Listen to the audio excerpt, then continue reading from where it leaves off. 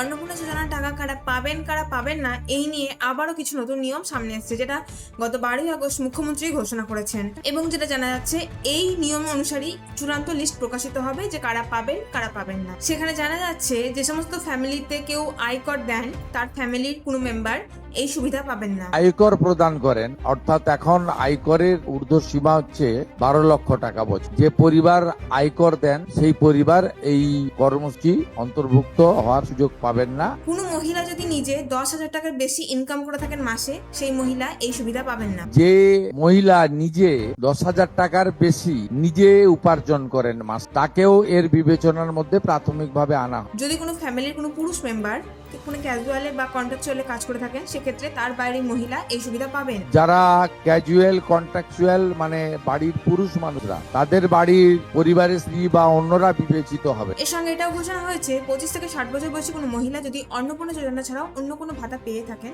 ধরুন বিধবা ভাতা তিনি পান, সেক্ষেত্রে যেটা আগে 1000 পেতেন এখন সেটা হয়তো 1500 হবে। এবার সেক্ষেত্রে যদি তিনি দুটোই আবেদন করে থাকেন, তখন তিনি শুধুমাত্র অন্নপূর্ণা টাকাটাই পাবেন। শুধুমাত্র দুটো ক্ষেত্রে এটা ছাড় দেওয়া হয়েছে, একটা হচ্ছে প্রতিবন্ধী ভাতা আর হচ্ছে পিএম কিষাণ ভাতা।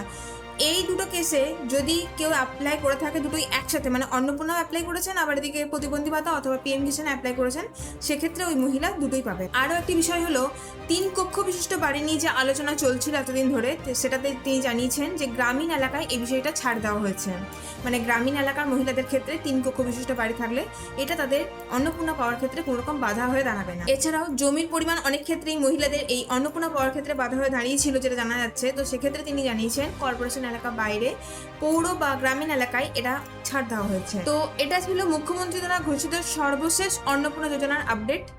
তো এ ব্যাপারে আপনাদের মতামত অবশ্যই কমেন্টে জানাবেন। ভিডিওটি পর্যন্তই। ইনফরমেটিভ হয়ে থাকলে একটি লাইক শেয়ার এবং কমেন্ট করবেন। Thank you.